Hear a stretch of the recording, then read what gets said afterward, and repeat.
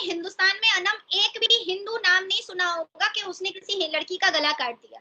आपका पासपोर्ट जो है वो डस्टबिन के बराबर हो चुका है। आपके पासपोर्ट का क्या वैल्यू है? जैसे पॉट में पोटी का वैल्यू होता है, वैसे ही आपके पासपोर्ट का वैल्यू है। पाकिस्तान का आइडेंटिफिकेशन मतलब आतंकवाद, पाकिस्तान का आइडेंटिफिकेशन मतलब स्लीपर सेल।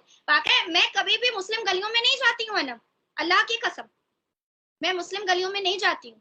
पर जितने हराम की औलाद है और औरंगजेब थरकजेब की औलाद है, इनको नंगा करके पैंट खोल के मारने का भी हक मुझे मिलना चाहिए। यहाँ पूरी दुनिया पूरा वर्ल्ड जानता है कि पाकिस्तानियों की इस टाइम कुछ खास इज्जत नहीं है और पाकिस्तान के लिए ट्रेंड चल रहे हैं गेट लॉस ग्रीस, यूएई और उसके अलावा टर्की और अब यूएस के अंदर भी एक ट्रेंड चलने लग गया है गेट लॉस पाकिस्तानी। वो किस तरह से कि पाकिस्तानी एक डॉक्टर जिनको हम देखते हैं कि H1B वीजा के तहत वहां पे भेजा गया था, मतलब वो गए थे और वहां पर एक डॉक्टर की हैसियत से रह रहे थे, लेकिन डॉक्टरी छोड़ के उन्होंने दहशत गर्दी में मुलव्वस होना शुरू हो गए और वहां पर जो एक दहशत गर्दी फैलाना शुरू कर दी। वहां पर यूएस ने जब उन्हें एक रंगे हाथों पकड़ लिया, एक सारे उनके खिलाफ जो वारंट निकाले गए, तो 18 साल की उन्हें उम्र कैद सजा सुना दी गई।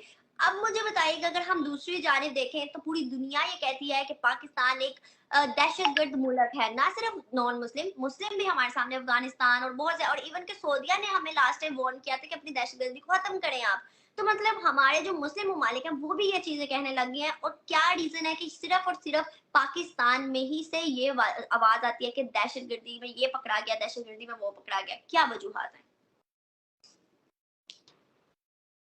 देखिए अनम, सबको पता है कि मैं बहुत साफ बोलती हूँ, बहुत खरा बोलती हूँ। शायद लोग मुझे, आपके पाकिस्तान नहीं हिंदुस्तान के मुसलमान भी मुझे बड़ी गालियां देते हैं, गंदी गंदी गालियां देते हैं, सड़ी सड़ी गालियां देते हैं, पर उससे मुझे कोई फर्क नहीं पड़ता है। देखिए पाकिस्तान के छोटे छोटे बच्चे से भी अगर आप बाहर निकल करके इंटरव्यू लीजिएगा ना, और ऐसे कई एग्जाम्पल्स भी मैं आपको दिखा सकती हूँ आपके पाकिस्तानी चैनल्स पर।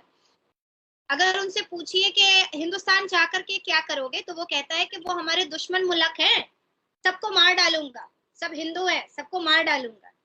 हमारे हिंदुस्तान के बच्चे से जब इंटरव्यू लीजिएगा ना, तो कहेगा कि मुझे साइंटिस्ट बनना है, मुझे एपीजे अब्दुल कलाम जैसा बनना है, मुझे भारत के प्रधानमंत्री जैसा बनना है, मुझे नेताजी सुभाष चंद्र बोस जैसा बनना है। तो ये अपनी अपनी सभ्यता होती है। पाकिस्तान जो है, हमारे यहाँ जो आर्मीज हैं वो हमारी सरकार पर रूल नहीं कर सकते हैं, कभी नहीं कर सकते हैं। हमारे यहाँ जो आर्मीज हैं उनकी ये ड्यूटी नहीं है कि नाजिया मुसलमानों के कितने खिलाफ बोल रही है और हिंदुओं के पक्ष में कितना बोल रही है, उनकी ये ड्यूटी नहीं है। हमारे यहाँ की जो आर्मीज है उनका दिमाग इन चीजों पर नहीं लगा हुआ है कि कौन कौन नेता और कौन कौन स्पोक पर्सन कौन कौन सी बातें जो है वो कौन से चैनल पर बैठ करके बोल रहा है और हमने जाकर के उसको दूसरे दिन सुबह सुबह अरेस्ट करके लेके आना है। ये हमारी आर्मी हमारे हिंदुस्तान का एक बहुत ही महत्वपूर्ण हिस्सा है, एक बहुत बड़ा पार्ट है, जिसके ऊपर बॉर्डर की रिस्पॉन्सिबिलिटी है, ताकि हमारे देशवासी, हमारे भारतीय नागरिक जो हैं वो सुकून से अपनी जिंदगी गुजार सके और पूरी इज्जत से इस हिंदुस्तान में रह सके और कोई भी बुरी नजर हमारे हिंदुस्तान को ना देख सके। ठीक है, आपके पाकिस्तान का जस्ट अपोजिट, जस्ट अपोजिट है। अब मैं आपको बताती हूँ कि देखिए ये कोई नई बात नहीं है।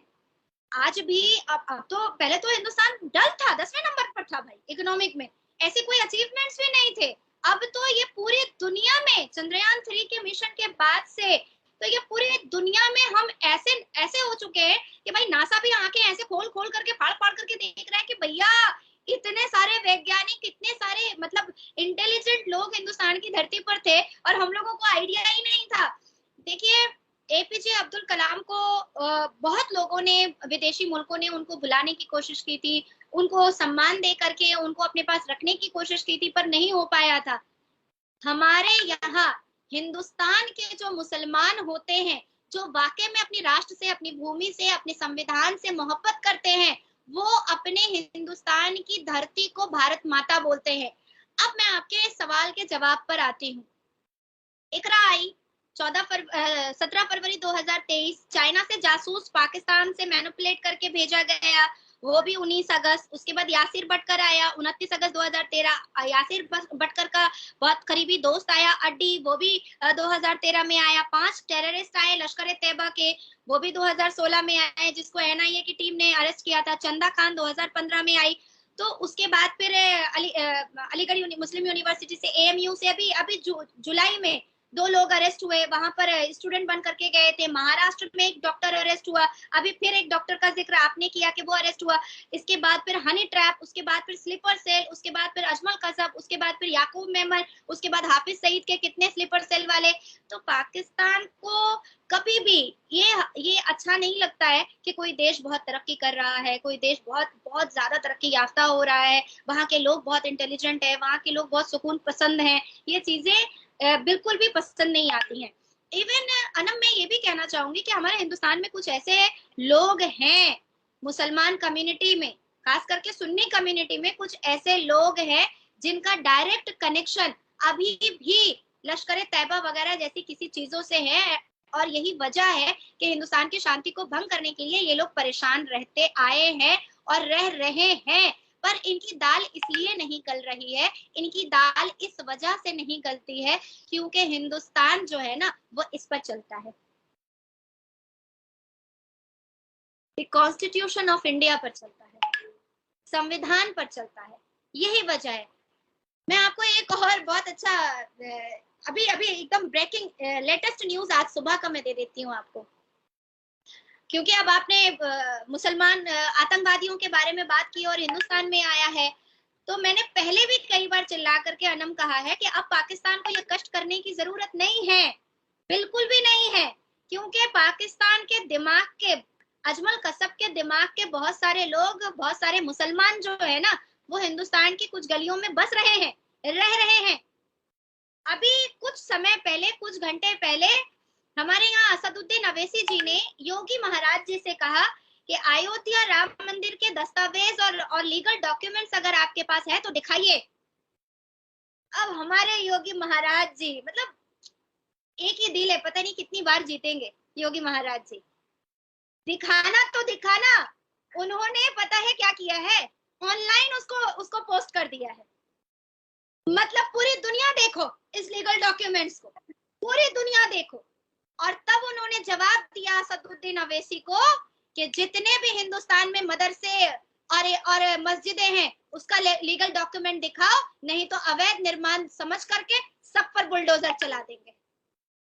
अब बताओ, है ना, ये सही जवाब था ना? बिल्कुल। आज आज आज मुझसे कई आपके पाकिस्तानी जवान लड़के, पता नहीं मेरा नंबर कहाँ से मिल रहा है, मुझे उल्टी पुल्टी गंदी गंदी बातें वॉइस रिकॉर्डिंग करके भेज रहे हैं। मैं आपको भी भेज दूंगी, शायद आपको पता चले कि कौन है। हिंदुस्तान के मुसलमान लड़के मुझे गाली गलौज करते हैं, अपने मुंह से मेरी 50 शादियां करवा देते हैं, अपने मुंह से मेरे 50 बच्चे अबॉर्शन करवा देते हैं, मुझसे मेरे फादर का डीएनए रिपोर्ट मांगते हैं। तो मैं तो अपने फादर का डीएनए रिपोर्ट देने को तैयार हूँ, पर जितने हराम की औलाद है और औरंगजेब ठरकजेब की औलाद है, इनको नंगा करके पैंट खोल के मारने का भी हक मुझे मिलना चाहिए, बिल्कुल मिलना चाहिए। ये जितने ठरकजेब लोग हैं, औरंगजेब की छठी औलाद, ये हिंदुस्तान में बहुत कचरा कर रहे हैं, बहुत शांति को भंग कर रहे हैं। तो मुझे लगता है ना कि पाकिस्तान को ये सब करने की जरूरत नहीं है। क्यों कर रहे हैं? कोई फायदा ही नहीं है, बेवजह पैसा खर्च होता है और ऐसे लोग ज्यादा पैसा लेते हैं। और देखिए दूसरी चीज है कि पाकिस्तान में ही सिर्फ 72 वर्जिन हूर के लालची नहीं है जो बम लगा करके, गोली लगा करके बदन पे चले आएंगे और हिंदुस्तान में सबको कत्लेआम कर देंगे। हिंदुस्तान में भी बड़े बड़े मौलवी, मुल्ला, उलमा, उलूम, मुसलमान मर्द 72 वर्जिन हूरों के लिए कुछ भी कर सकते हैं, कुछ भी कर सकते हैं। बस उनको वर्जिन हूर मिलनी है जन्नत पे और उससे वो सेक्स का मजा ले सके, इसके लिए वो कुछ भी मुसलमान मर्द कर सकते हैं। मौलवी मुल्ला करने को तैयार है भाई। मैं तो हर रोज नेशनल न्यूज चैनल पर बैठती हूँ, मौलवी मुल्ला करने को तैयार है कि बस हमको 72 वर्जिन हूर मिल जाए, हाथ उठा करके दुआ मांगते हैं। देखिए पाकिस्तान के बच्चे बच्चे बम गोली मारने की बात करते हैं। पाकिस्तान के बच्चे बच्चे से आप रोड पे पूछिएगा ना कि हिंदुस्तान से हम दोस्ती करते हैं, तो वो कहेंगे नहीं वो हमारे दुश्मन है, मैं तो जाके सबको मार दूंगा। तो जिन बच्चों के दिमाग में ये अटा दिया गया है, जिन जिन बच्चों के दिमाग में ये चीजें डाल बेबस कर दी गई है, तो आप सोचो कि उस देश के हालात क्या होंगे।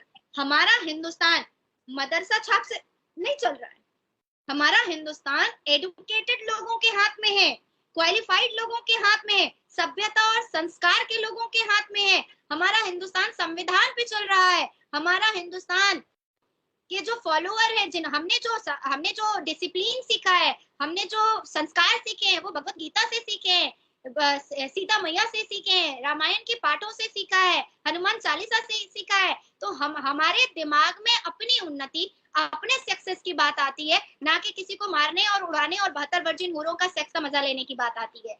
तो ये डिफरेंसेस है।